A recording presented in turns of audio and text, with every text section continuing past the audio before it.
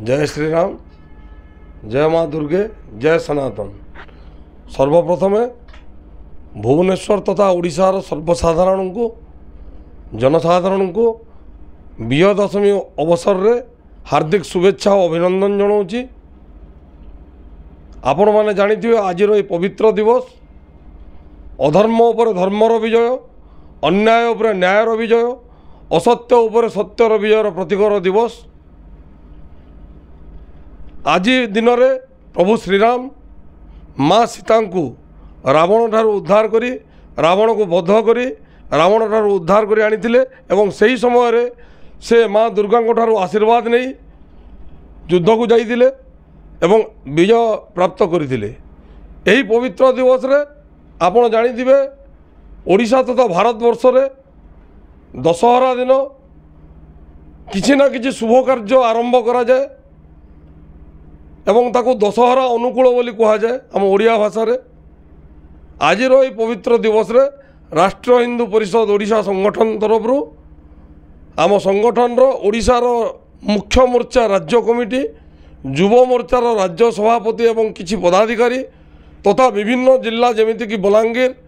अनुगुल, केन्द्रापड़ा, भुवनेश्वर सांगठनिक जिला तथा युव मोर्चार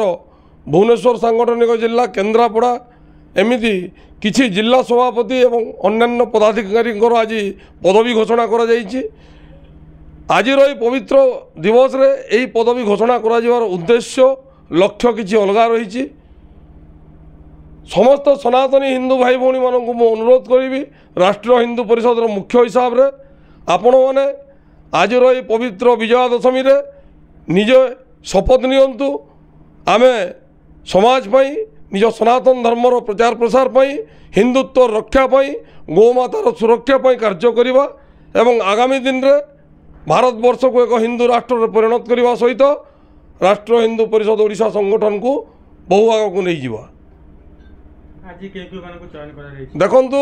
मुख्य मोर्चा रे ओडिशा राज्य कमिटी पई राज्य उपसभापति भावे 3 जन को आज 3 जन नाम घोषणा करा जायछि। अरविंद मिश्र, राजीव मिश्र, प्रदीप कुमार दास, सेहीपरि राज्य संपादक भाव में प्रसन्न पृष्टि महोदय, विश्वजित प्रधान, शंकरषण आचार्य 3 जन को पदवी दि जाइछि एवं राज्य साधारण संपादक भुवनेश्वर सहर बिंदुजा उपाध्याय को दि जाइछि। सेहीपरि आमर मीडिया सेल मीडिया प्रभारी भाव विकास बेहेरा, मनोज कुमार त्रिपाठी भाई को दि जाइछि एवं आमर सूचना प्रमुख भाव ब्रह्म प्रसाद महापात्र, आमर आईन परामर्शदाता भाव में सौम्य रंजन प्रधान एवं आमर संयोजक भाव में सुभाषिष छोटराय, सह संयोजक भाव में चिन्मय कुमार राउतराय, प्रचारक भाव में मुख्य प्रचारक भाव में संग्राम केशरी भूइया, राज्य प्रवक्ता देवानंद नायक, राज्य कार्यकारिणी सदस्य दीनबंधु विश्वाल, एमती कि आमर गोटे 20 जनिया कमिटी आज घोषणा करा जायछि। तत्सहित राज्य युव मोर्चा सभापति भाव में सार्थक महापात्र, राज्य युव मोर्चा सभापति ओडिशा सार्थक महापात्र एवं संपादक आमर राज्य युव मोर्चार संपादक हिसाब रे सत्यप्रिय जेना भाई को नाम घोषणा कर जाइछि। भुवनेश्वर जिला मुख्य मोर्चा सांगठनिक जिला पई जिला सभापति भाव में सुशांत कुमार मुदुली, जिला संपादक भाव में संजय परिड़ा एवं भुवनेश्वर सांगठनिक जिला युव मोर्चा सभापति अभिजीत गुप्ता एवं